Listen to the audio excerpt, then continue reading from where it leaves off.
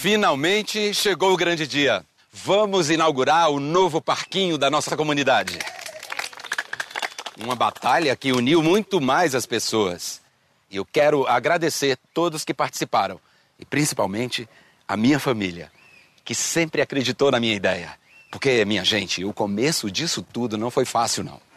Quantas filipetas dessa vai precisar? Quanto mais, melhor. Eu quero distribuir de porta em porta. Que horas que vai ser a reunião, tio? Às 11 horas, para não atrapalhar o domingo de ninguém, né?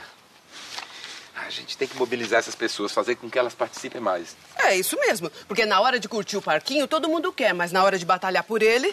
Ah, mas vai dar certo sim, tia. Se até na natureza os bichos se unem pra conseguir o que precisam, se bem que com eles não tem um ato intencional, assim, não tem um planejamento, né? Eles fazem mesmo por instinto. Os leões, por exemplo, eles se juntam na hora da caça. Fica mais fácil para secar a sua presa. Aí depois eles repartem um alimento entre eles. E os peixes que andam em cardumes? Um peixe sozinho não dura muito, não. Agora ele, nadando em bando, consegue se proteger mais dos seus predadores. Que isso, Vitor? Na natureza, o que vale é a lei do mais forte, rapaz. E nada, tio. O que vale mesmo é a lei do melhor adaptado. Quem está melhor adaptado ao ambiente que vive, consegue explorar melhor ali os recursos que tem à sua disposição. E tem mais chance de sobrevivência, claro. E nem sempre o mais adaptado é o mais forte. Tá aí uma coisa que a gente tem que aprender com a natureza. Nem sempre o mais forte vence. O bicho-pau, por exemplo, que todo mundo conhece. Ele parece frágil, fácil de capturar, né? É. Tá enganada, tia. Porque ele, com aquele formato que mais parece um galho, consegue se camuflar no meio do mato e fica invisível aos olhos do predador. É um bicho bem adaptado ao ambiente que vive. Isso me fez lembrar o linguado. Lembra desse peixe que a gente viu no aquário? Claro que lembro. A pele dele é cheia de pigmento. Ele se esconde ali no meio da areia e ninguém percebe. É incrível. A gente só percebe que tem um peixe vivo ali quando ele mexe o olho. Essa estratégia de passar despercebido é bem comum. Chama-se camuflagem. Realmente, conseguir se esconder do predador é uma boa estratégia. Faz aumentar a chance de sobrevivência. Se é, tio. E ao longo das gerações, as espécies foram evoluindo e criando novas estratégias de defesa, de proteção e de ataque também para conseguir seus alimentos. É, gente, a vida não é mole, não. Pra ninguém. Não é mesmo. Vamos à luta, né? Olha só, a gente vai ter que se dividir para poder distribuir essas filipetas. Já distribuí isso aqui. Vocês podem pegar a rua de trás e pegam a rua da frente, tá? Tá bom. Eu vou levar os cartazes. Eu vou levar essas filipetas aqui, então. E o meu sobrinho tem razão quando diz que a natureza deve servir de exemplo e de inspiração pra gente. No nosso planeta Terra, existem muitos ambientes com as mais diferentes características. E em cada um deles, os seres vivos convivem uns com os outros, muitas vezes na mais perfeita harmonia. As aves migratórias, por exemplo. Um pássaro só é um indivíduo. Já um grupo de aves é uma população. E juntas atravessam continentes e oceanos num voo sincronizado que realizam há milhares e milhares de anos. E o que é uma comunidade? Nós, humanos, costumamos chamar de comunidade um grupo de pessoas que vivem num lugar. Mas em ecologia, comunidade tem outro significado.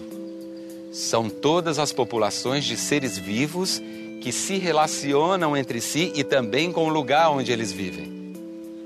Uma floresta, com todos os seres vivos que vivem nela, formam a comunidade.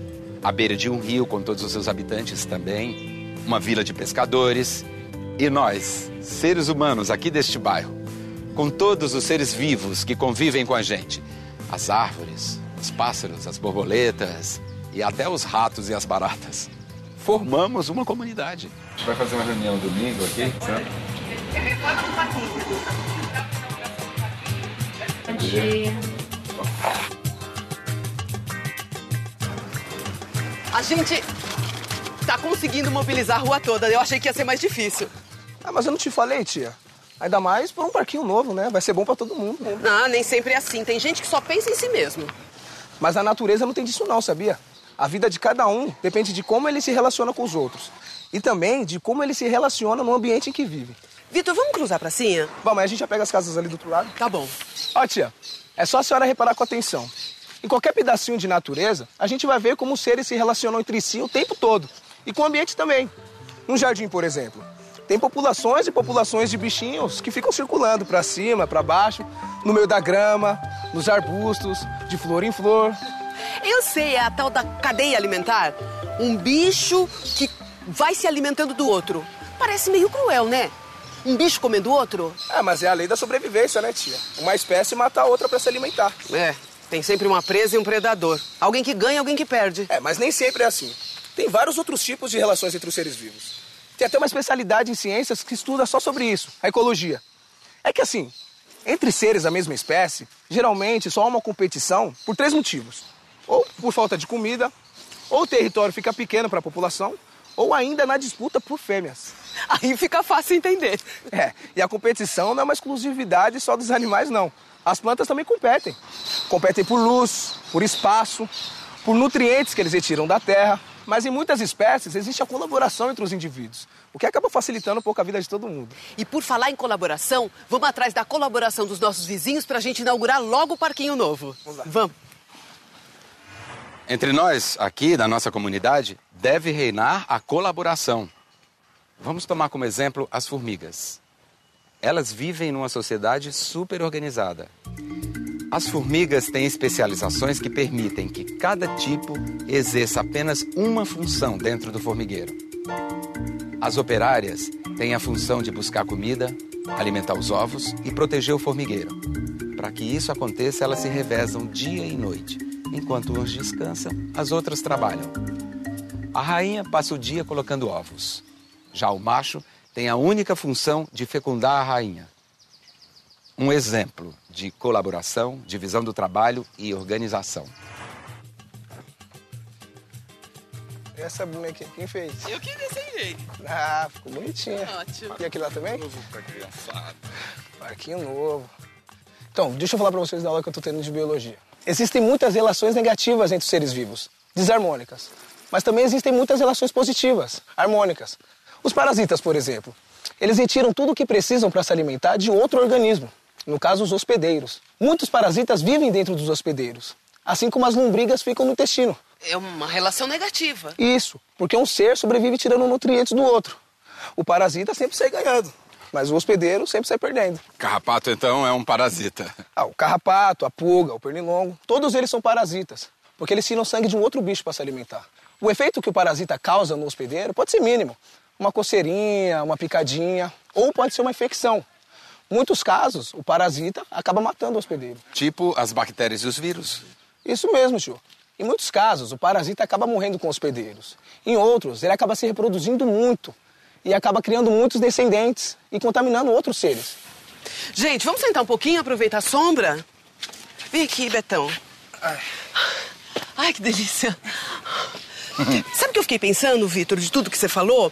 É que a gente, quando pensa em parasita, a gente só pensa em animal. Mas também tem plantas parasitas, não tem? Tem sim, tia. Mas tem que tomar cuidado para não confundir com as epífitas. As epífitas usam uma outra planta como um suporte para subir em direção à luz. Elas não sugam a seiva das hospedeiras como as parasitas fazem.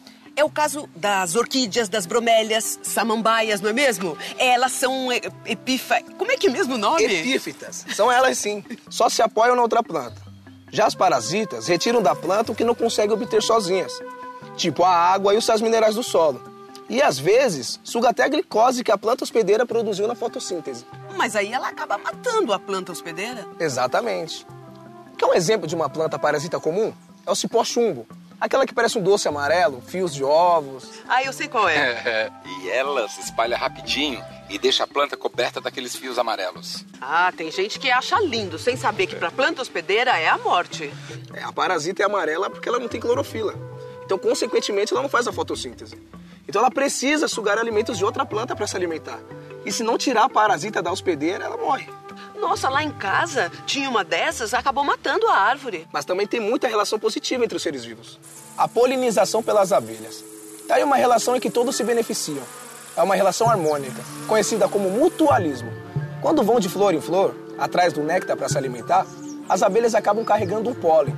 Ao pousar numa flor, seu corpo fica coberto de pólen. Ao visitar outra flor, o pólen se desprende, polinizando a planta. É incrível como tudo se encaixa. O corpo da abelha com o formato da flor, o contato com o pólen. É lindo de ver mesmo.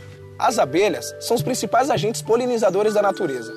São importantes para o cultivo das plantas, principalmente das árvores frutíferas. Sem falar no mel que produzem. Adoro. Mas também tem muitos exemplos de bichos que ajudam a espalhar a semente das plantas. Muitas aves, por exemplo, elas comem a polpa da fruta e deixam a semente inteira lá. Claro, elas acabam carregando e espalhando a semente. Isso mesmo, um ajudando o outro. As aves conseguem seus alimentos e as plantas conseguem ocupar novos lugares e germinar em locais mais férteis, por exemplo. É benefício para os dois, por isso mutualismo. Eu lembrei agora de outro exemplo de mutualismo. O peixe-palhaço e as anêmonas. Ai, é mesmo, o peixe-palhaço. A gente viu no aquário. Ai, é a coisinha mais linda, não é? É, só que as cores lindas deles acabam atraindo de longe os seus predadores. O que eles fazem? O que eles fazem? Eles vivem entre os tentáculos das anêmonas, que soltam um muco irritante que acabam afugentando para longe os predadores. E eles ficam lá, no meio da anêmona, bem protegidos. E elas também acabam ganhando com isso, porque sempre sobra um pouco de comida dos peixes para elas. Tá aí, mais uma relação positiva, tio. Um exemplo bacana. É o que nós fizemos aqui com a nossa comunidade, não é? Todo mundo colaborou, cooperou e todos saíram ganhando. O tio acho que vai se candidatar a vereador. Ai, não, Vitor, não dá ideia. Vai que o homem pega gosto, hein? Vamos parar com essa conversa mole aqui. A gente tem que ser os primeiros a dar o exemplo, certo?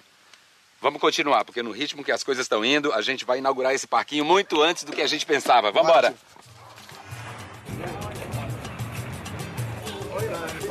E nós, aqui da nossa comunidade, também conseguimos nos organizar.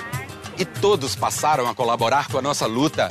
E fomos, cada um na sua função, juntando os recursos que precisávamos para inaugurar o nosso parquinho. Parabéns a todos nós por mais essa conquista, a primeira de muitas. Vamos ao que interessa, minha gente. Vamos ao parque, vamos brincar.